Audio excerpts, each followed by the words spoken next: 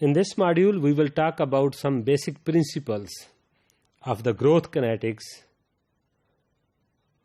inside the continuous culture.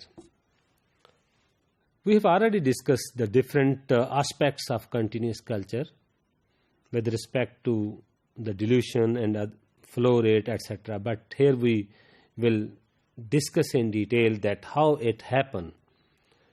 So continuous culture or a continuous cultivation at steady state is possible only when all factors, which we called as contributing factors to the accumulation of the biomass, are exactly balanced by all factors, which we called as contributing factors.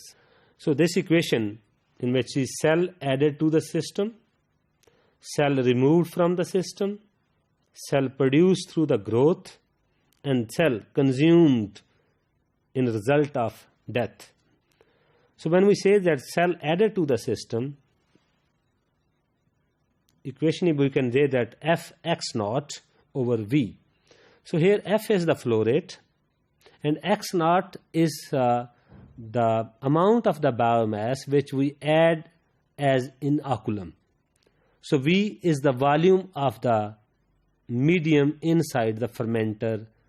We can say that when we start the fermentation, that volume of the fermenter at the time of inoculum addition.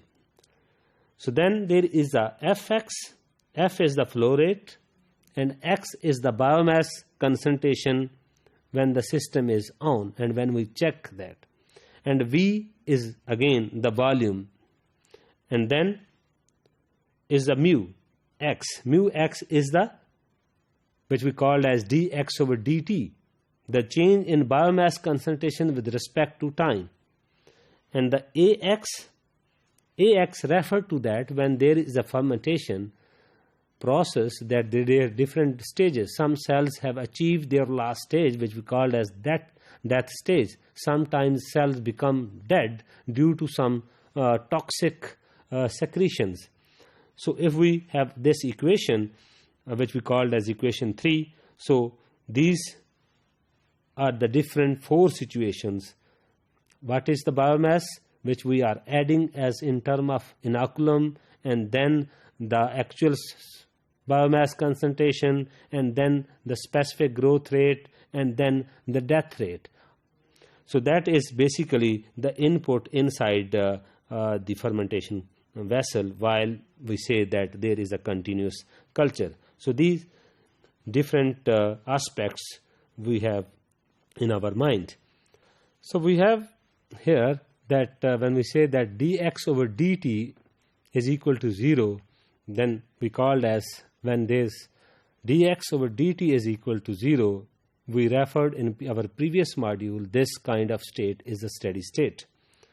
So in a previous slide you have seen that that equation which we called as the various situation inside the continuous culture. So according to that, if we assume that the death as compared to the growth is very less, here we see that A, which is the death rate, is very, very less as compared to the growth rate. So then we can say, and then we can assume that AX, the total number of death of the cells, is very less. We can ignore it. So if we say that X naught is equal to 0, mean the amount of the biomass added as an inoculum, that mostly considered 0, negligible amount as compared to the total biomass concentration inside the fermentation vessel. So then we can say that, so that condition that can also be ignored. So hence when we say that by this equation, then we can have a fourth equation. We can say that mu specific growth rate is equal to flow over volume, which is become equal to D. So as we have already discussed that in a steady state, that is only when mu is equal to D. But when we say that mu is equal to D, we are ignoring the biomass concentration as an inoculum, and the death rate and the death of the cells happening during the fermentation conditions. So the specific growth rate of the population within the continuous fermenter is determined by the dilution rate, as we have discussed in detail in a previous module. So the chemostat operated with the sterile field. So when we say that we are feeding something and there is no more addition of the substrate out, when we are adding something from the outside and we are feeding some substrate, it is assumed that should be the sterile, mean we are not having more addition of the biomass. So then we say that x naught is equal to 0. Then we say that the feed, the substrate and the dilution which we have adding, that is a very in a sterile conditions. So in such case we can say that mu is equal to 0. That is very controlling factor of that. But if the feed is not sometime having sterilized, then that can disturb the whole continuous culture. So when we say that limiting nutrient balance for the chemostat conditions, so as we have seen that when we are talking about the basic principles of that, so when we say that the limiting nutrient balance for a chemostat, so we can see here in a previous slide we see that that is the situation when we are only focusing the biomass concentration. But if we also focused on the substrate concentration during the continuous culture, so the input minus output and then minus consumed. So what we have added into that and what we have harvest that, and then some amount of the substrate during the fermentation period will be consumed by the organism. So that is then there is the overall accumulation of that substrate.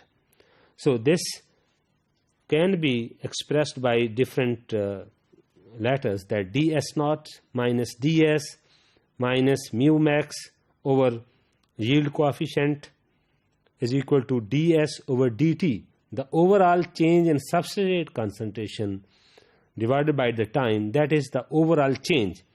So we can, as we have already seen, that d is basically equal to flow rate over volume, and then S naught and S are the substrate concentration, and then X is the dry cell mass, and Y X over S is the yield coefficient with respect to the substrate.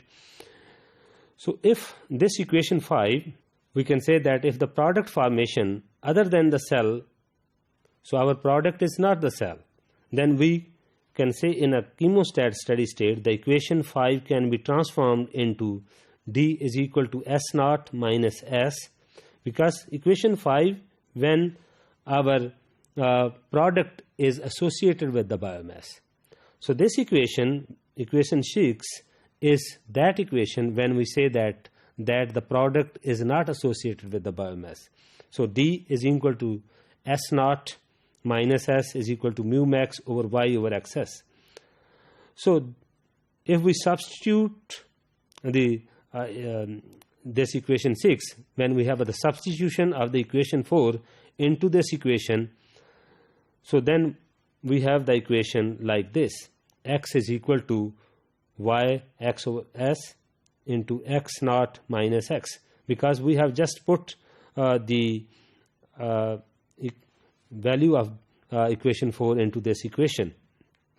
When we say that there is a growth yield that is basically dependent over the limiting nutrient concentration, then by rearranging the previous equation we have this equation, which is basically simple equation of the rearrangement and reshaping of the Monod equation. So we say that if we rearrange that previous equation by just having equation 7 to 8, then we have this equation.